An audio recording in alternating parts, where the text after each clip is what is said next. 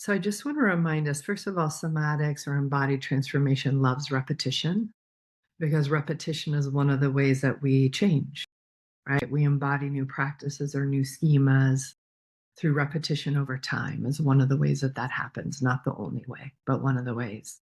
So this is just a reminder, the soma, as we're diving in today, looking at embodied transformation. We're looking at it through this lens of the living organism in its wholeness. So that sensations, emotions, our internal narratives, how we move toward or away from relationship, our relational stances, and our actions and non-actions, we consider all of those our soma. So it's not just like we talk and then what do you notice in your sensations? That's one part of somatics, but really we're looking all the way up to like embodied belief systems, the actions we take and don't take, how good we are at loving and being loved, how we hold complexity and contradictions. We hold all of those as embodied phenomena that we can actually grow, change, and learn. And then the next thing I just want to spend a moment on is, again, when we think about embodied transformation, what do we mean? And this is what we mean, that we know we've transformed when we can be, relate, and act in a way that's aligned with our vision and our values, even when we're under a lot of pressure. And I feel like we have a very big measure of pressure going on in the world.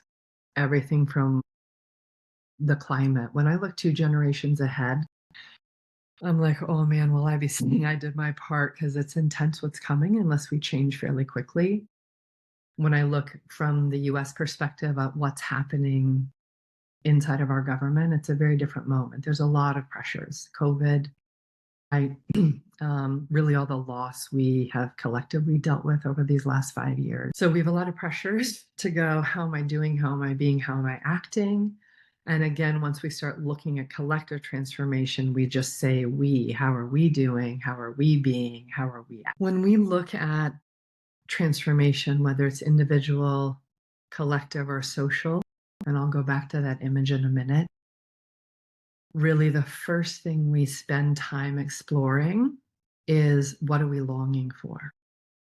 Because in some ways, what we're pissed off about, which Maricela, I relate, what we're angry about, who's hurting, who's in pain, who we want to protect, those impulses tend to be very close by. And in some ways, we tend to notice them faster than than the longing that's actually behind.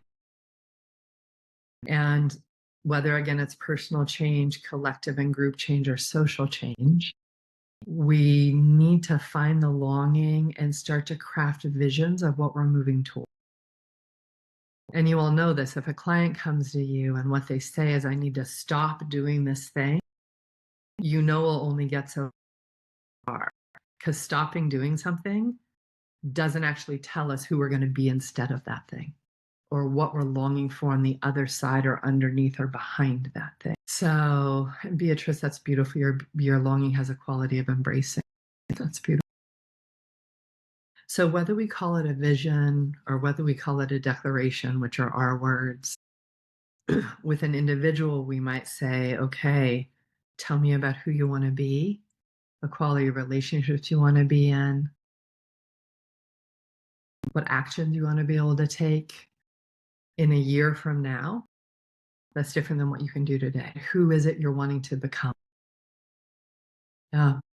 And from a somatic viewpoint, then we go, okay, what will that person embody if they're doing and being those things in a natural way? What will they embody that they don't embody?